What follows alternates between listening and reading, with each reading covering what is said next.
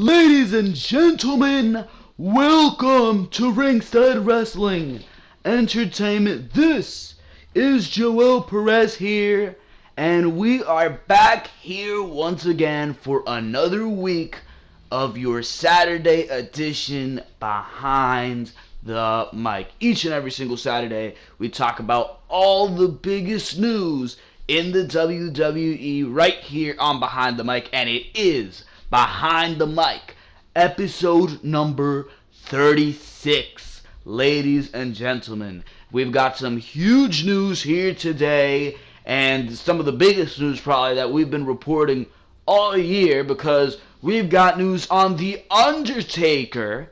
The Undertaker going into a triple threat matchup with Roman Reigns and Brock Lesnar. Almost said Brock Lesnar. I don't know where the hell that came from, but Brock Lesnar, Jesus Christ. But he apparently going into a triple threat matchup at Wrestlemania 34 with those two men, the two men who have beaten the streak. We're going to talk about the possibility of that going into this video here today. We've got some outrageous news, and it is Jinder Mahal reportedly, and this is reportedly, hopefully it remains reportedly because this is absolutely scary, Jinder Mahal holding the WWE Championship until WrestleMania 34. Holy shit, bro. If that is the case, then holy shit, we're in for a year of shitty ass motherfucking television. God damn, that sounds awful. We've got news on the reason why Vince McMahon will return to Smackdown Live this upcoming Tuesday. We've got news on Randy Orton possibly being traded for a Samoa Joe or a Finn Balor to Monday Night Raw, and one of those men will come to Smackdown Live. That's a possibility right there. The real reason why Baron Corbin was de-pushed on Smackdown Live, apparently it had nothing to do with John Cena and him getting into a verbal argument with John Cena, or him being outrageous on Twitter, according to WWE. This is the reason now that's coming out. Apparently none of that was true, and he had a verbal argument or something along those lines with a doctor, with a WWE doctor. We will be talking about that. And we have news on Paul Heyman and him having backstage heat with WWE Creative writers over Brock Lesnar's booking. We've got all that news and so much more right here on Behind the Mic, episode number 36. Before we do get in the video, like we always do, I'd like to make sure to tell you guys to go check out all the other content on the Ringside Wrestling YouTube channel.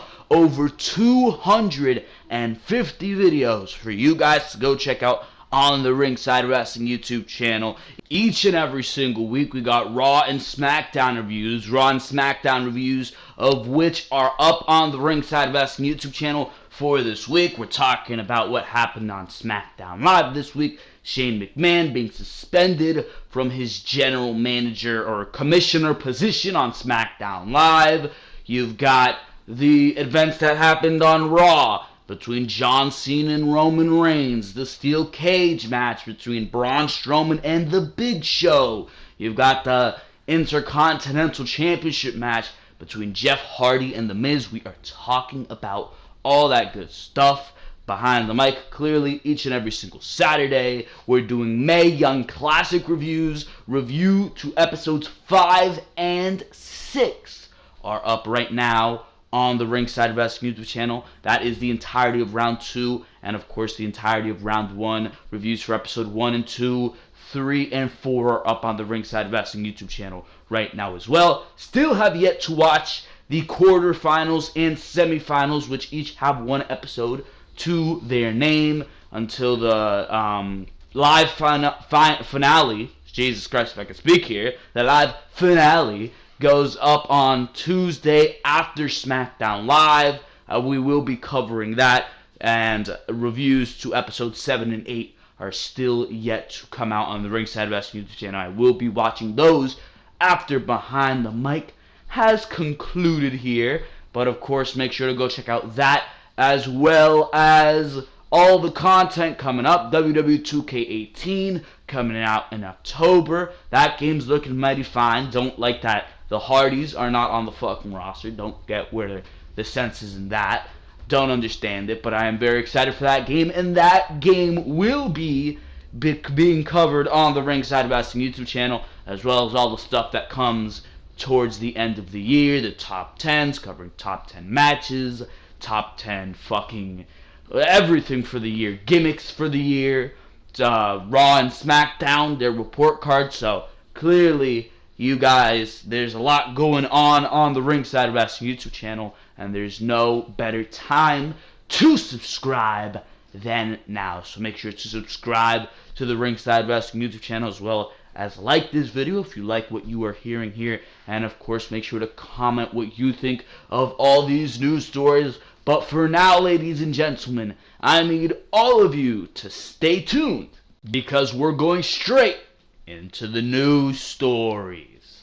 We start off here with the big one, and it is The Undertaker versus Roman Reigns versus Brock Lesnar triple threat match that is now being discussed as the main event for the Universal Championship at WrestleMania 34.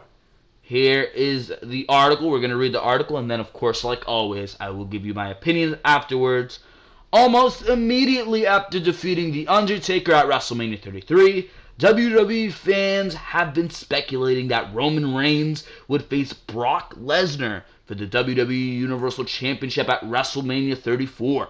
A lot of fans were unhappy about Reigns main eventing his 4th straight WrestleMania and Lesnar holding on to the Universal title for an entire year. Believe me, nobody is fucking happy about that. Not just most of the fans, nobody is happy about that. But, however, those plans for New Orleans could be changing soon. Recently, it's been rumored that The Undertaker's wrestling career may not be over. There has been a lot of speculation for him to have another match. Apparently, WWE officials are pushing hard for the Dead Man to face John Cena at WWE Survivor Series. That could easily serve as a retirement match, but the powers that be have another match prepared if The Undertaker wants to wrestle on the grandest stage of them all. It's being reported that WWE officials still want Brock Lesnar and Roman Reigns in the main event of next year's WrestleMania, but The Undertaker could make it a triple threat match for the WWE Universal title if he wants to wrestle in New Orleans. WWE officials are keeping the option open for The Undertaker to be a part of next year's event.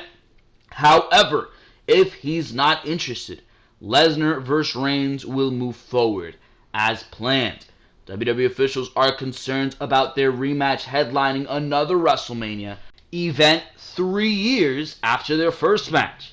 Vince McMahon is worried about the WWE Universe losing interest in their match, which I'm pretty sure they already have. I lost interest in this match from its inception, but whatever. So the involvement of The Undertaker would be a massive boost to get fans back into the match. I believe so.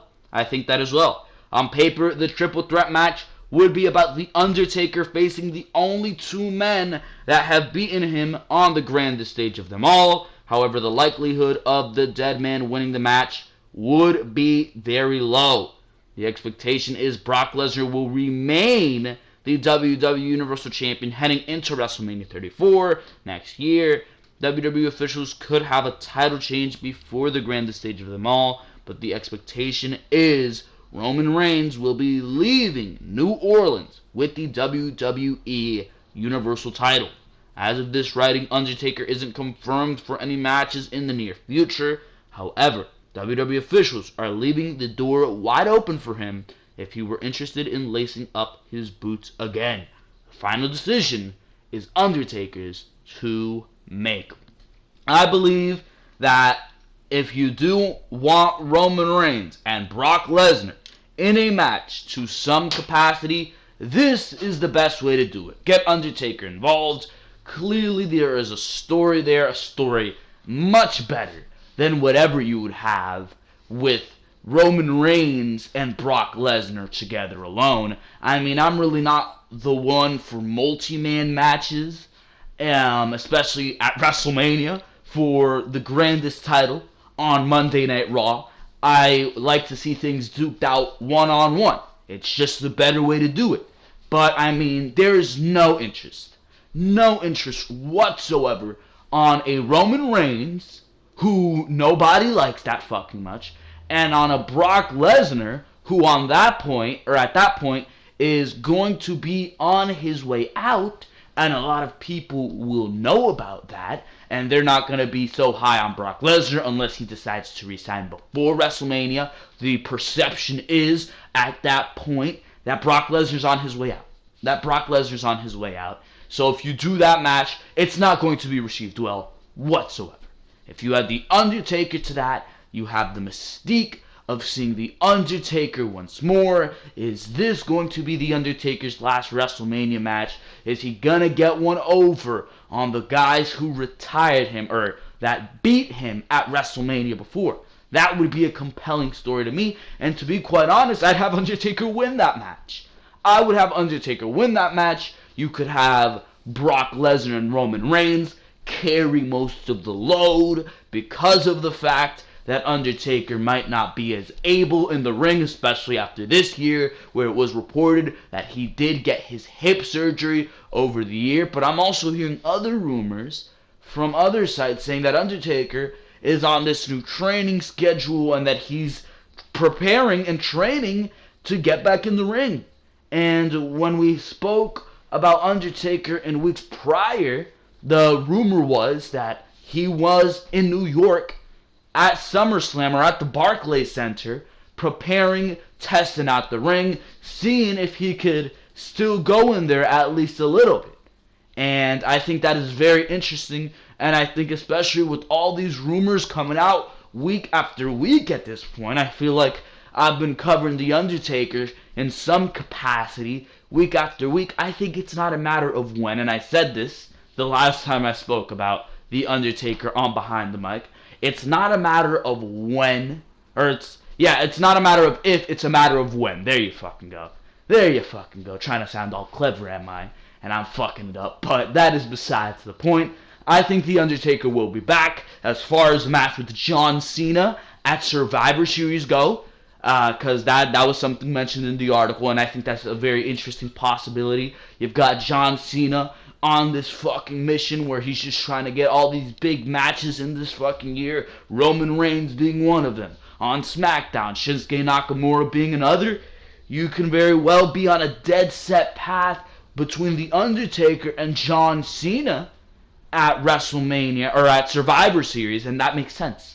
Because if that were to be The Undertaker's last Survivor Series, Undertaker has that tie to Survivor Series, where it's just as big an event to him, it's just as monumental an event to him, as WrestleMania, because of the fact that The Undertaker did debut at the Survivor Series, however many years ago it was, 27 years ago, 1990 did he debut at Survivor Series, so that would make sense. On top of that, and that would be where either he'd have one last hurrah, where I'd rather see him face John Cena in his last match than in a triple threat match with Reigns and Lesnar. At least if you ask me, that's a more monumental way to go out. Or you can have your last singles match, your last big singles match, that's the dream match you push at Survivor Series. They did it last year, Goldberg versus Lesnar. That's your big dream match. Throw a real dream match at us, and let us see John Cena versus The Undertaker at WrestleMania. I think that can go over very well. Or not at WrestleMania, Survivor Series, holy shit. And then Undertaker, if he wants to, which after that match he probably wouldn't, would go on to this triple threat match for the Universal title. So that's the way I'm looking at it. And then if you want to do things correctly, have Shinsuke Nakamura and AJ Styles go into WrestleMania for the WWE Championship, and then you're looking at a pretty big, monumental WrestleMania, because on top of that, The Undertaker lost the streak in New Orleans where WrestleMania is taking place. So if you had The Undertaker go in to WrestleMania next year, 34, it makes sense against both the guys who have beaten him at that monumental event. And if he were to get revenge on them at the place where the streak died, I think that would make a lot of sense, and it would be a nice send-off for The Undertaker, avenging that loss so many years ago, or it was only 4 years ago, but that is besides the point. Avenging that loss to both men who beat him at Mania, I think that'd be a nice story.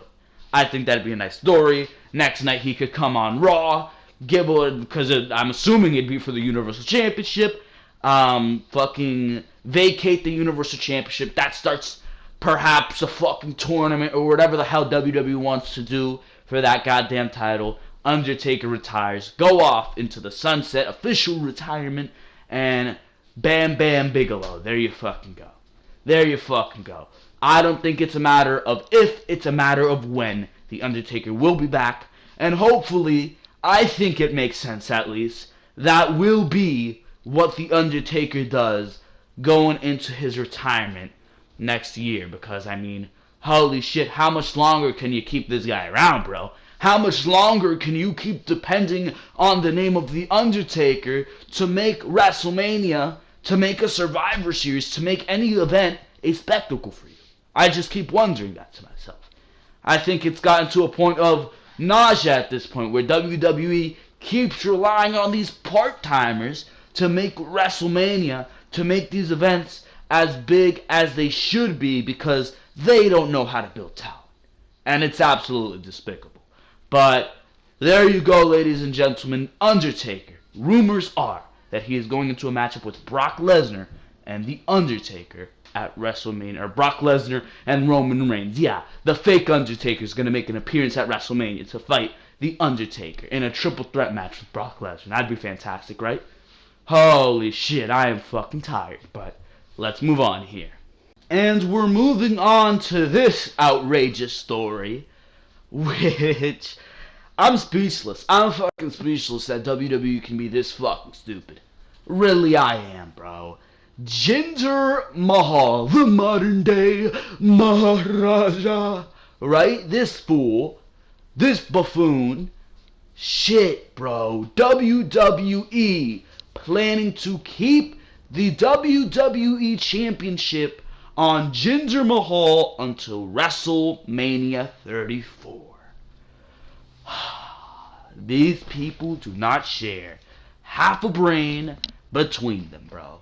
I swear, this proves that WWE, the fact that this is even a rumor, the fact that this has even been conceived by the mind of anybody, makes WWE the biggest fucking fools ever, bro. Jinder Mahal shocked the world when he became the WWE Champion after defeating Randy Orton at Backlash on May 21st. Mahal even surprised a lot of people when he retained the WWE Championship at SummerSlam against Shinsuke Nakamura and surpassed 100 days as champion. The latest rumors suggest that the Maharaja might hold the WWE title until WrestleMania 34 next year. Ho ho ho ho. In a recent episode of Wrestling Observer Live, Brian Alvarez of the Wrestling Observer said that India's social media influence will help Jinder Mahal stay as WWE Champion. Alvarez believes Mahal is going to hold the WWE Championship until WrestleMania 34, and the WWE won't give up on him despite the non-improving ratings of Smackdown Live. So I've said it before, this is Brian Alvarez speaking on his radio show. So I've said it before, if you're expecting them to give up on Jinder Mahal anytime soon, I still predict that he's going to be champion all the way through WrestleMania. If they do a 4-way at Hell in a Cell, that's even more likely. like a one-on-one match in a Hell in a Cell. Nobody can get in. That's just not what they're doing with the guy. He's always having interference. He could easily steal a pin in a four-way out of Hell in a Cell. And that's what's the issue. That's what the issue. First of all, I don't fucking get that fatal four-way in a Hell in a Cell garbage. Are you who on Smackdown Live is going to contend to be in a Hell in a Cell? All right, Shinsuke Nakamura, Jinder Mahal, Randy Orton. You're gonna throw Randy Orton there, all right. I see where the story is with Jinder and Randy. Who else is gonna go in there? What, you're gonna throw Rusev in there? You fucking kidding me, bro? If there's going to be a Hell in a Cell match, and it's already been confirmed, Shinsuke Nakamura versus Jinder Mahal at Hell in a Cell, I believe that's the championship match at least. Don't fucking tell me it's going to be on some random edition of SmackDown Live where Jinder's going to walk away with the pinfall again. Nah, bro. That's not the way it's working. At least I don't think so. So, just disregard that fatal four-way garbage. But that's the problem with Jinder Mahal. He makes SmackDown Live, I'll go as far as to say that SmackDown Live has been as bad as it's been because Jinder Mahal is WWE Champion. This guy brings nothing to the table. Nothing to the table as far as being a WWE Champion goes. Sure, they made him look like a champion, but does he bring qualities of a champion? His in-ring work is awful. His promos are complete lackadaisical garbage. There is nothing to be seen with Jinder Mahal. He cheats to win every fucking match. It's the same result each and every single time with the Singh brothers dancing around the fucking ring. His opponent goes after them. I mean, what type of garbage is that, bro? What type of fucking garbage is that? Nobody gives a fuck. He cannot put on a good match. What's the point? He could have the most amazing storyline ever to be conceived, which he hasn't, and there would still, as an ice cream truck passes by, get the fuck out of my neighborhood. But, what's wrong with me, bro? But, what I'm saying is, he's awful. So even if he were to have the best storyline ever, which isn't going to be the case, he's not going to be performing well, he's not going to be executing that storyline well because he can't cut a fucking promo for his life, and there's going to be no end result to that program because of the fact that he cannot perform in the ring. So what is the appeal to Jinder Mahal? You talk to somebody who lives in India, bro, and I've heard this from people who have bigger fan bases, and they've talked to their fan bases. They have fans from India, and they're telling these people that, well, bro, Jinder Mahal ain't a big deal over here. Nobody gives a fuck about him. Nobody gives a fuck about him. It's like, oh yeah, he's Indian, cool. But there's no appeal there. And this article goes on to say, let's continue this shit. Where are we here? Where the fuck are we here? If this article would load, that'd be fantastic. Here we are. But as recapped by WWE.com, there won't be any triple threat or fatal four-way match for the WWE Championship at Hell in a Cell after Shinsuke Nakamura defeated Randy Orton to become #1 contender. Nakamura will challenge Jinder Mahal for the WWE title, possibly in a Hell in a Cell match, the first of both superstars' careers. The report by Still Real to Us added the fact that Dakota Kai in the Mae Young Classic versus Kavita Devai, their match at the Mae Young Classic had about 1.4 million views on YouTube. It was because of several Indian news sites who helped get it some exposure. That same exposure that could help Jinder Mahal stay as WWE Champion with the company recently expanding their operations in India. That's why Jinder Mahal is your WWE Champion. Holy shit. However, it should be noted that these are just rumors at the moment, and nothing has been confirmed, hopefully. Take it with a grain of salt, because the WWE tends to change their plans on a regular basis, hopefully. There are even rumors of Jinder Mahal losing the WWE Championship later this year to John Cena. Better than fucking Jinder Mahal? According to DirtySheets.net, John Cena, who is in a feud with Roman Reigns right now on Monday Night Raw, is expected to rejoin SmackDown Live after filming the Bumblebee movie later this year.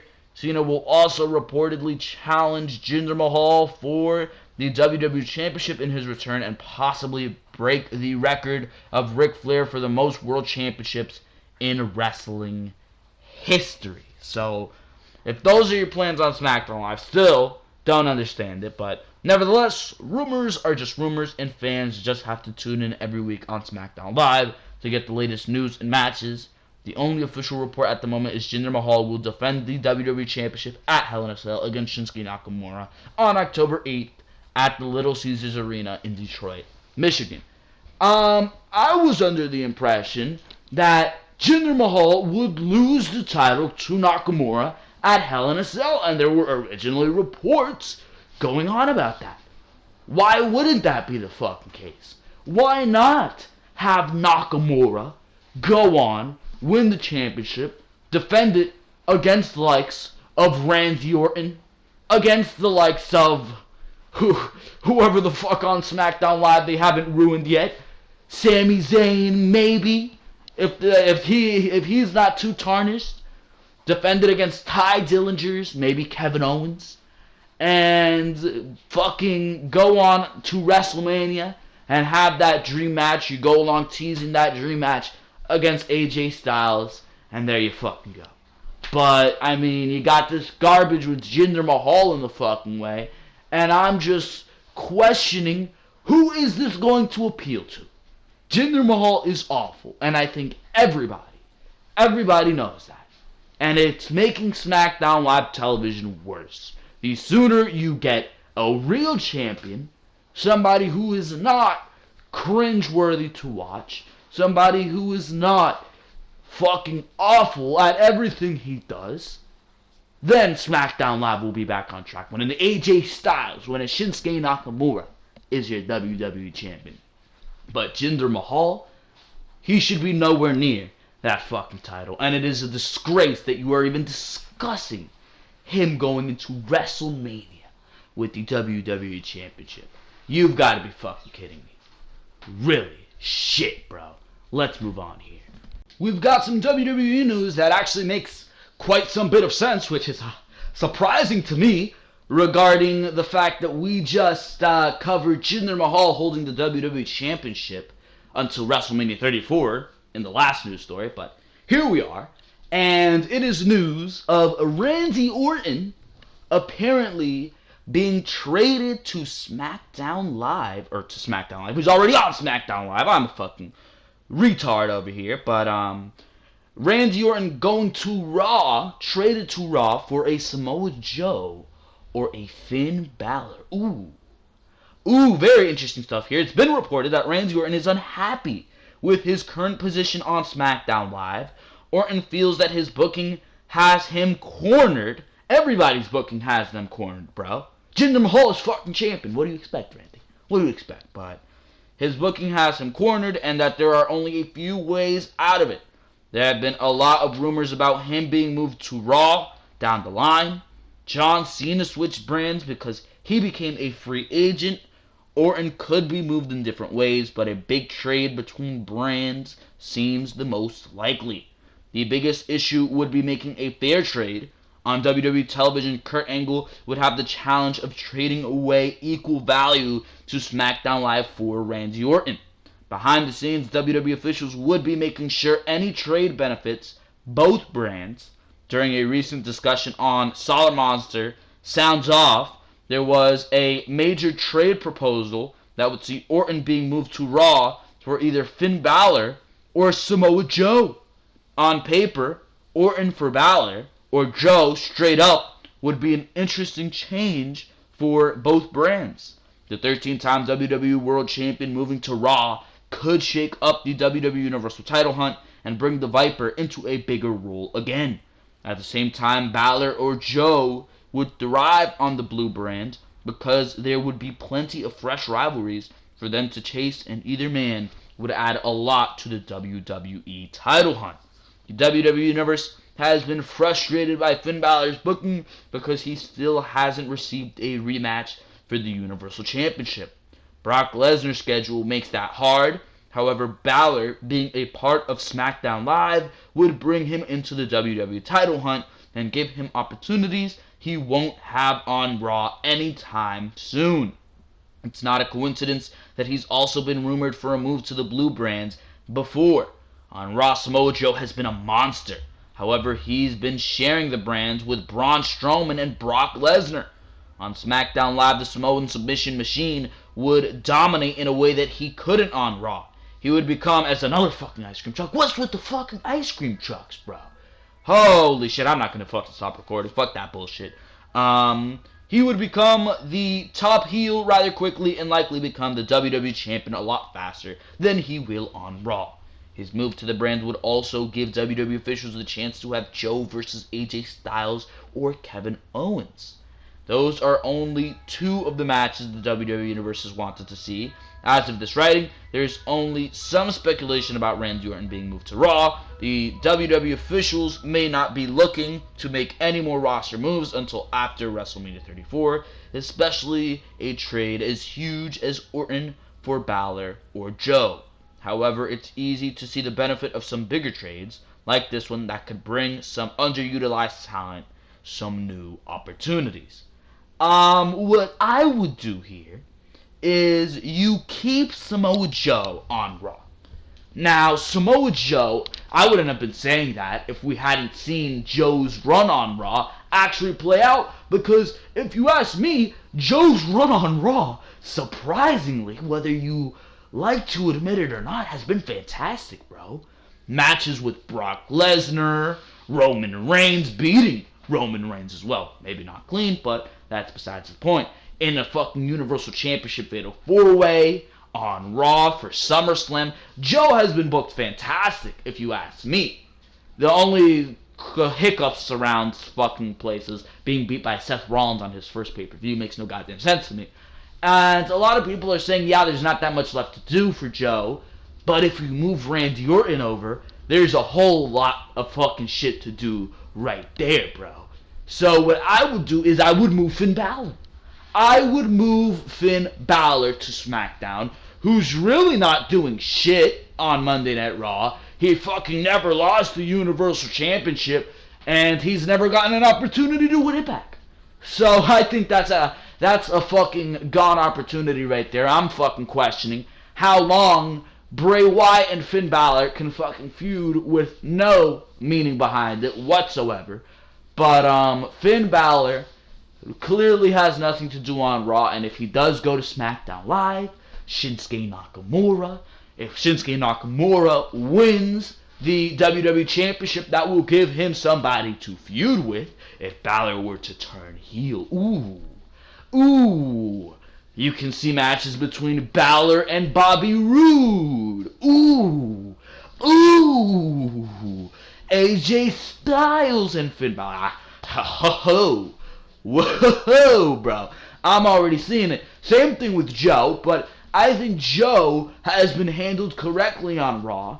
And yes, he can be handled very well on SmackDown Live as well. And those matches present themselves. Nakamura and Joe, Styles and Joe, Roode and Joe, Owens, Joe, Dillinger, Joe. Maybe a better match between Zayn and Joe. It all presents itself. Yeah. But I feel like if Randy Orton goes to Raw, who's Randy Orton to feud with? Samoa Joe. There you fucking go. That could be a 3-month program if handled correctly. Easily. You can insert Joe into a feud with Strowman along the line. I think there's still stuff for Joe to do on Raw that can take up quite a while until there is a proper superstar shakeup. Joe has been booked well on Raw, and hopefully, they can continue to book him well on Raw when he does get back from his current injury. But I think if you keep Joe on Raw, you are good for now. I'd say move Balor over to SmackDown. Maybe turn him heel. Maybe move the Club, Gallows and Anderson to SmackDown and get some stuff going there. But I don't know. I'd like to see a feud between Samoa Joe and Randy Orton, and then you move Balor to SmackDown and you get all the dream matches from him until there is a superstar shakeup and everything goes awry. But for now, Let's move on to the next story. Tell me in the comment section below, what would you do with that situation? We've got this news story on Vince McMahon. And by the way, did you guys see that fucking Awoken Hardy clip that dropped on his YouTube channel? That was fucking cool. Could we finally be seeing a version of the Broken Hardy gimmick coming to Monday Night Raw? That'd be fucking cool, but that's not the fucking story. That's just because I said McMahon, and that's something Matt Hardy used to say when he was broken, now awoken, apparently. But the reason why Vince McMahon will return to Smackdown Live revealed. During this week's edition of Smackdown Live, Kevin Owens rebelled against Shane McMahon's authority and made him cross a line that he shouldn't have. Shane's choice to attack Owens had resulted in his father suspending him indefinitely as the commissioner. If I can fucking speak here, that'd be fantastic. But as the commissioner of SmackDown Live. Now Vince McMahon will return to the show for the first time in years to address the situation that has developed between Owens and Shane. The rivalry between the two men has been teased on WWE television for several weeks. The rumor mill has been claiming that McMahon versus Owens would lead to a huge match at WWE Survivor Series in November, but it's been reported that WWE officials were always planning to put the two men inside of a Hell in a Cell structure next month. This is the reason why Vince McMahon is returning to SmackDown Live next week. It has been reported that Vince McMahon's purpose during his return will be about more disciplining Kevin Owens and potentially replacing Shane McMahon's role as the commissioner. If Shane is no longer in power on SmackDown Live, he could be considered an active member on the roster. On paper, Vince will be on the blue brand to set up the future match between Owens and Shane McMahon for Hell in a Cell. Vince McMahon is expected to receive a huge ovation from the WWE Universe, which shouldn't surprise a lot of people considering how rarely he appears on WWE television. He will likely duel with Owens on the microphone. That will be entertaining, but Vince will be able to punish Owens by locking him inside Hell in a Cell with Shane. It should be a good segment to keep the ball rolling until Shane is back on TV. Based on the strong reaction from the WWE Universe, the rivalry between Shane and Owens will be a huge storyline on SmackDown Live over the next several weeks, heading into WWE Hell in a Cell. Thus far, the babyface versus heel dynamic of Owens and Shane is working perfectly. Booking them into a Hell in a Cell match should up the intensity a great deal. Fans agree that all WWE officials have to do is keep building their tension and let the two performers do their best work in the ring next month at the pay-per-view, as they are arguably two of the best promo cutters in the WWE right now. I don't understand why you would put them in the Hell in a Cell storyline-wise. I mean, storyline-wise, how is Vince McMahon going to punish Kevin Owens if Kevin Owens is legally threatening the company? Wouldn't fucking Kevin Owens just say, hey, I still have this shit against you, and I will press charges if you put me in this Hell in a Cell? But I don't fucking know. WWE logic, right? But, this seems interesting. I mean, if this is where it was leading, I would have rather seen it lead to Owens versus McMahon at Survivor Series. Owens picking his team and McMahon picking his. That's where I wanted to see it lead. I found that more interesting. Maybe Owens could have his team be from Raw, since he has said, I want to go to fucking Monday Night Raw. Maybe some shit like that. Maybe it could still happen that way. Maybe things won't be settled in the Hell in a Cell, which WWE likes to fucking do, because isn't the Hell in a Cell supposed to be the end-all be-all? Like, how many fucking times have we seen a feud go into the Hell in a Cell and continue? Holy shit, Charlotte versus Sasha Banks, anybody?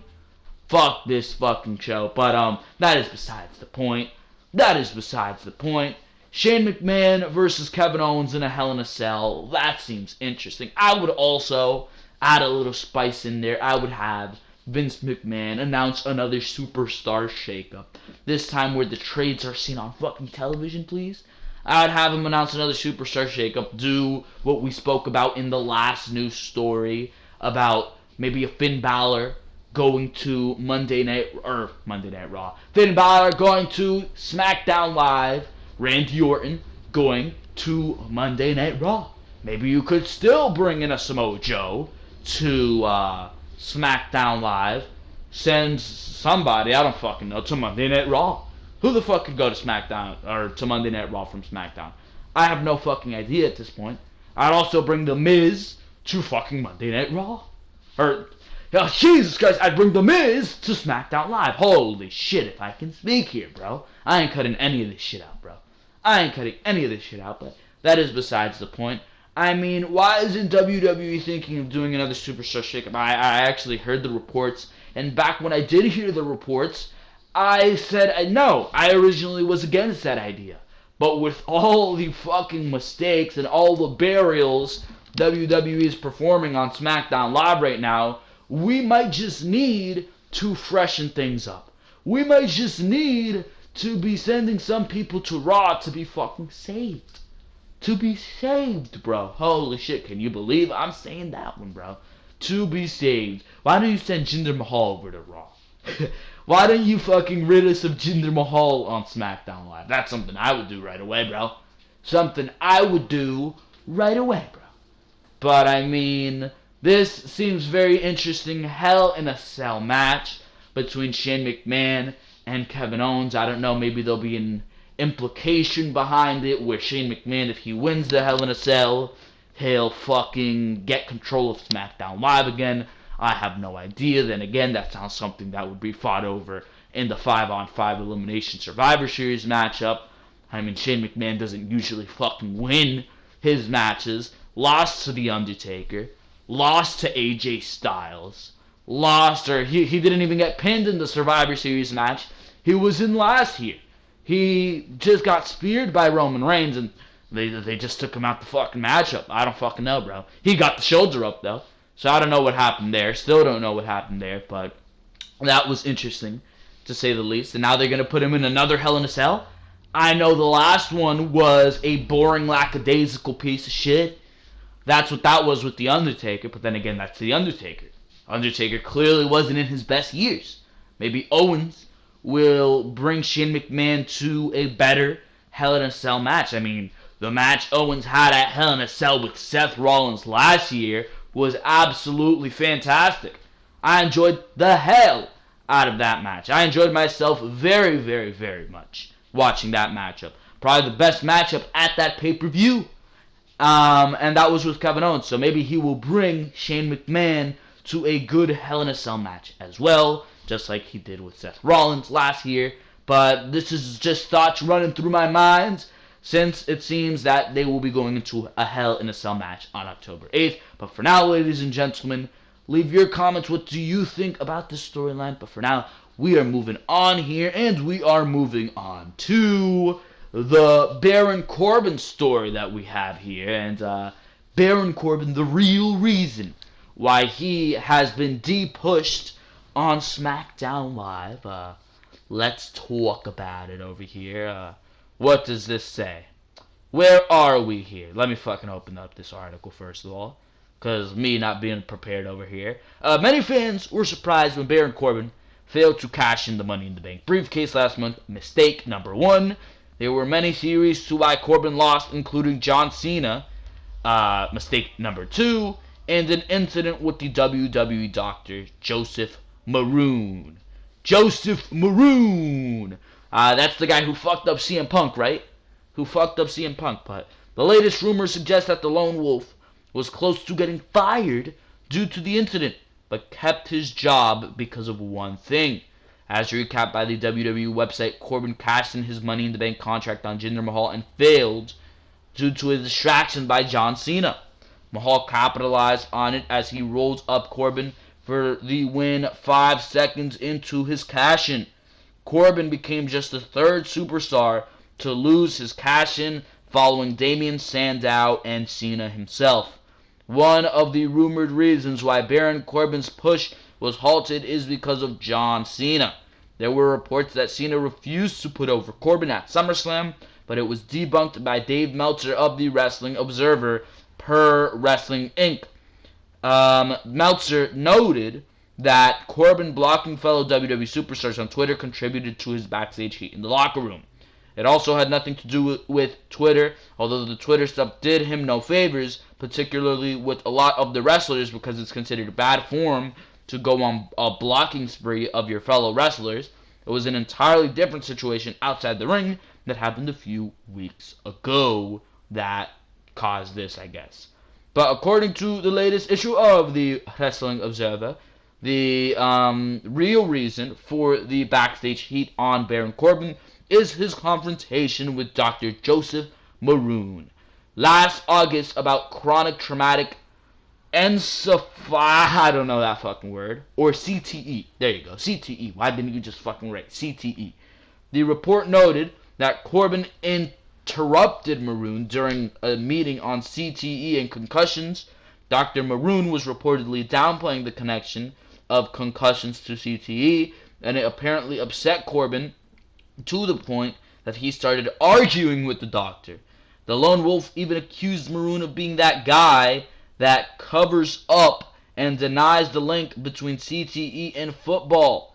It should be noted that Corbin is a former NFL player, while Dr. Maroon is known for skepticism on CTE football links.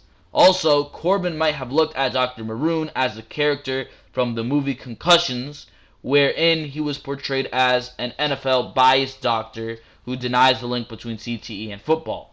Nevertheless, the incident was bad enough that Corbin lost his push and he almost got fired. The Observer report also added that the reason why Baron Corbin did not get the release is because of Vince McMahon. The WWE Chairman still likes Corbin, and he could get another push once his backstage heat eases up. McMahon is known for his love of big men like Corbin, and the 32-year-old superstar should be thankful for that. However, it should be noted that these are just rumors at the moment, so take them with a grain of salt. Baron Corbin seems to be fine after his failed cash-in, as he already started a feud with AJ Styles for the United States Championship. I mean, this motherfucker, Joseph Maroon, this doctor, bro, he seems like a bad seed. He really fucking does. Denying these CTE footballs. I don't know anything about that, but it sounds like a fucking serious issue if Corbin's gonna get all heated over it as a former football player. But it speaks highly as well, does this article, of Vince McMahon, and not highly of him, but it shows how highly he fucking loves his big men, his big sweaty men, right? The Braun Strowmans, the Brock Lesnars, and now the Baron Corbins, to the point where Baron Corbin was at the peak of getting fired, and Vince McMahon said, no, I need my big sweaty men to look at, to jerk off to, in the bedroom at night, when Linda McMahon won't give me any, bro. So, Vince McMahon keeping Baron Corbin employed over here, while this doctor, who, CM Punk, when he was on the Colt Cabana, and he was explaining why he fucking left WWE, and most of that reason, a lot of that reason was because of Joseph Maroon, this doctor. So I've heard nothing highly of this guy, Joseph Maroon, and it seems that he continues to be a problem in the WWE, to the fucking point where Baron Corbin has to fucking get in a verbal argument with him. I feel this is no fucking reason to have taken away the Money in the Bank contract from Baron Corbin. I mean, you really fucking derailed this guy to a point where nobody gives a fuck about him. Where before, he showed a lot of promise. He was probably one of the best things on Smackdown Live. One of the best upcoming superstars in the WWE. But you fucking knocked that all down. He's in a United States Championship feud that nobody can give less of a fuck about with AJ Styles. And I mean, there's really nothing for Baron Corbin, if you ask me. There's really nothing there. But I mean, WWE taking away Baron Corbin's push because of an argument with Joseph the Buffoon, the Goon Maroon, bro. Holy shit.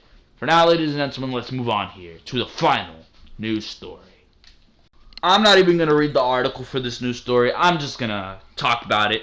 The situation is that these WWE Creative writers are mad and heated at Paul Heyman as there's a police car or an ambulance or whatever the fuck it is outside my house passing by. Let's fucking check this one out. And it stops.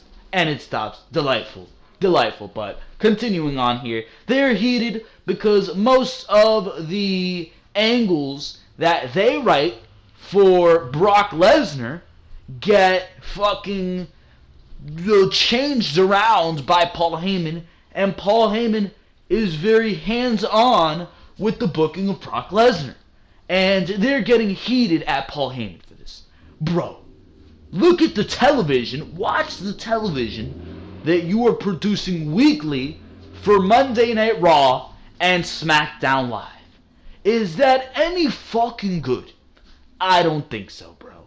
So if Paul Heyman, who if he was booking this goddamn show, would probably make it 10 times better than what we see on Raw and SmackDown each and every single week, if he wants to be hands-on with Brock Lesnar, the guy who he is the mouthpiece for, the guy who he is promoting, advocating, the manager of Brock Lesnar, let him fucking do so. Why are you getting heated? Because look at the shit you are putting on television each and every single week. Look at the failures that you have made out of NXT stars that thrived when they were down in NXT. The creative team on Raw and SmackDown is a failure, bro. It is a failure. So if Paul Heyman wants to be hands-on with Brock Lesnar, which whenever Brock Lesnar's in a segment, it is easily the best thing on Raw, and it's not because of Brock Lesnar most of the time, it's because of Paul Heyman and his promo work, and probably because of his creative direction as well. So if this guy is hands-on with Brock Lesnar stuff, that is a blessing to Brock Lesnar, because that means Brock Lesnar stuff, where a lot of times WWE would probably fuck him up, that means Brock Lesnar stuff is going to be better, because somebody who's experienced with the business, who's been in the business for God knows how long, he was booking for ECW and all this fucking shit.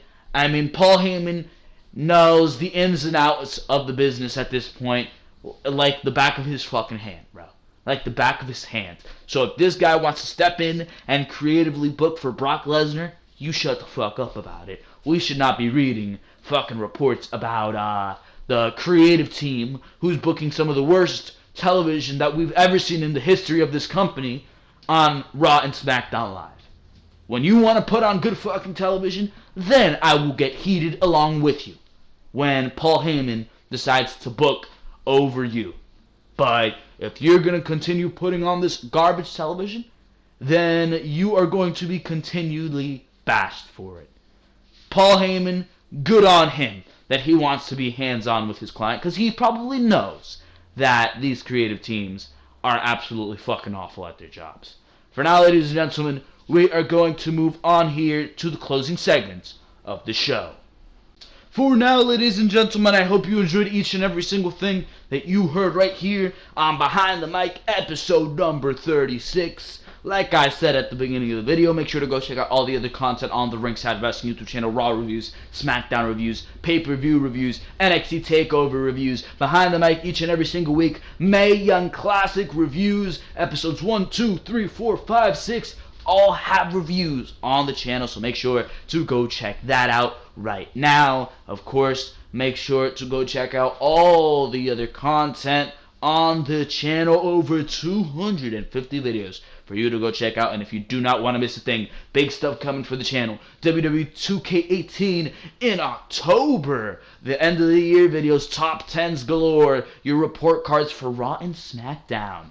Make sure to subscribe to the Ringside Wrestling YouTube channel, and make sure to click on that notification bell so you get each and every single time I upload right on your mobile device. But for now, ladies and gentlemen, like this video if you enjoyed what you heard here. Comment what you thought about each and every single one of these news stories, because your opinion is so very important to me. And of course, like I said before, make sure to subscribe and do all that good stuff, because for now, this has been Joel Perez of the Ringside Wrestling YouTube channel, and for now, I am out of here. Thank you very, very much for watching this video. I will see you very shortly with your Mae Young Classic review for episodes 7 and 8.